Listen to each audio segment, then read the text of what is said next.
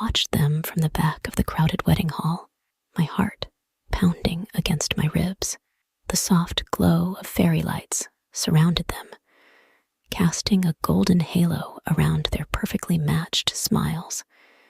Adeel looked happier than I had ever seen him, and why wouldn't he be?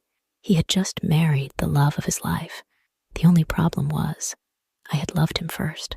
My fingers curled around the fabric of my dress, nails digging into my palm. I had spent years dreaming of this moment, imagining myself standing beside him in that wedding attire. But instead, I was nothing more than a forgotten memory, a guest at his wedding, a silent witness to my own heartbreak. And the worst part? He married my best friend. Adeel had been a part of my life for as long as I could remember. We grew up in the same neighborhood, went to the same school, and shared the kind of bond that felt unbreakable. He was my best friend, my safe place, my first love. It happened slowly, our late night talks turning into something deeper, the way he'd protect me in crowded hallways, the soft glances when he thought I wasn't looking. And then, one evening, under a sky painted in hues of pink and gold, he held my hand and said the words I had been waiting to hear. "I think I've loved you all my life." I believed him. For years, we built dreams together. He spoke of a future where we'd travel the world, buy a little house with a balcony, where I could grow my favorite flowers. Every time he said us instead of me, my heart swelled with joy. But then came the red flags. Small, almost invisible at first. He started canceling plans. His texts became shorter, colder. "I'm just busy," he'd say, but I could feel the distance growing. And then he started talking about her, Zoya, my best friend. At first, it was innocent. Mentions of study sessions, casual jokes about how she's actually really fun to be around. I didn't think much of it. I trusted him. I trusted her. But trust means nothing when love begins to fade. And I was about to learn that the hardest way possible. It started with the little things. Adeel would forget to call me back, something he never used to do. His texts became distant, just busy today, or talk later. At first, I told myself it was nothing. He had exams, a new internship, stress piling up.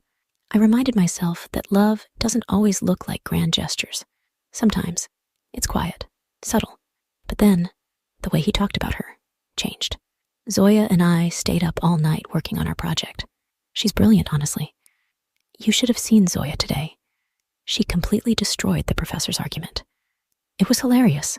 Zoya's great at this. You should ask her for help. It was always Zoya. Zoya laughing. Zoya being impressive. Zoya in moments that I used to share with him. At first, I laughed along, forcing myself to ignore the unease creeping into my heart. She's your best friend. You're overthinking. But late at night, when I lay awake staring at my phone, waiting for Adeel's goodnight message that never came, the doubts whispered louder. I tried to fix it. I started making more effort, planning surprise dates, dressing up the way he used to love, sending him little voice notes, reminding him how much he meant to me. But nothing changed. If anything, he pulled away more. One evening, I finally asked, "Adeel, are we okay?" He frowned. "What do you mean?" "I feel like, I don't know, you're different, distant." He sighed, rubbing his temples. "Not everything has to be a problem, you know. Can't you just trust me?" The words stung. I had trusted him my whole life. So I swallowed my feelings, smiled, and nodded. "Of course, I trust you." But deep down, a voice whispered what I wasn't ready to admit. I was losing him. And the worst part, I didn't know how to stop it. The shift was slow, almost imperceptible, like watching the tide pull away from the shore. One moment, Adeel was mine, and the next, he was a stranger I couldn't reach. He stopped making time for me.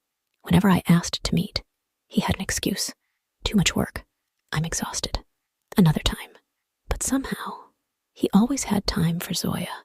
I saw their pictures on social media, laughing at a cafe, studying together in the library, side by side at a friend's birthday party. I told myself I was overreacting, that they were just friends, like they always had been.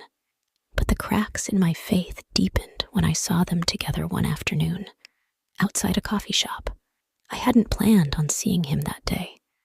I was just passing by, but there he was, sitting across from her, leaning in close. Zoya's laughter rang through the air, and Adeel smiled, the kind of smile he used to save for me. My chest tightened. I should have walked away, but my feet wouldn't move. And then, as if sensing my presence, Zoya turned her head. Her eyes met mine, and in that single moment, something inside me shattered, because she didn't look surprised. She looked guilty. I confronted Adeel that night. My hands trembled as I asked, "Do you love her?" He stared at me, silent. "Adeel," my voice cracked. "Tell me the truth." He exhaled, rubbing his face. "I don't know." I felt like the air had been knocked out of my lungs. "You don't know? After years of loving me? After promising me forever? You should have told me," I whispered. "I didn't want to hurt you." I let out a bitter laugh. "So instead, you lied? You let me sit here, hoping, while you fell in love with my best friend?" He didn't answer, because we both knew the truth. I had lost him, and he wasn't even sorry. The wedding invitation arrived 2 months later, a white envelope with gold lettering, delicate and beautiful, just like the love they had stolen from me. Adeel and Zoya. Their names were written together, intertwined like fate had always meant it to be this way. My hands trembled as I held the card, my stomach twisting into knots. I had begged him for honesty, for closure, but instead, he had given me this, an invitation to watch him marry the girl who used to call me sister. I should have thrown it away. I should have screamed, cried, torn it to pieces. Instead, I showed up. The hall was draped in golden lights, music playing softly in the background. I stood in the crowd, unseen, forgotten. My heart pounded as Adeel walked onto the stage, looking as handsome as the day I fell in love with him. And then Zoya appeared. She was glowing, a bride wrapped in silk and happiness. Our eyes met, and for the first time, I saw the truth in hers. She had known all along. Adeel never truly belonged to me. He had always been halfway hers. A part of me wanted to walk up to them, to scream, to demand answers. But what good would it do? Instead, I turned and walked away, because this wasn't my ending. This was theirs, and I refused to be the girl who watched her past, while her future waited ahead. I stepped out of the wedding hall, the night air crisp against my skin. My heart should have felt heavy, but instead, there was something else. Relief. For months, I had been drowning in the pain of losing him, but standing there, under the open sky, I realized something. I hadn't lost him. He had lost me. Love isn't supposed to be a battlefield where one person fights, while the other walks away. It isn't meant to leave you questioning your worth, doubting your place in someone's heart. Adeel had made his choice, and for the first time in a long time, I was ready to make mine. I pulled my phone from my bag and scrolled through my messages until I found one that had gone unanswered for too long. A message from someone who had always been there, a friend who had stood by me when my world fell apart, waiting patiently for me to heal. "Hey, are you still in town? I could use some company." A few seconds later, my phone lit up with a reply. "I was waiting for you to say that." A small smile played on my lips as I took a deep breath and walked away from my past, because my story wasn't over.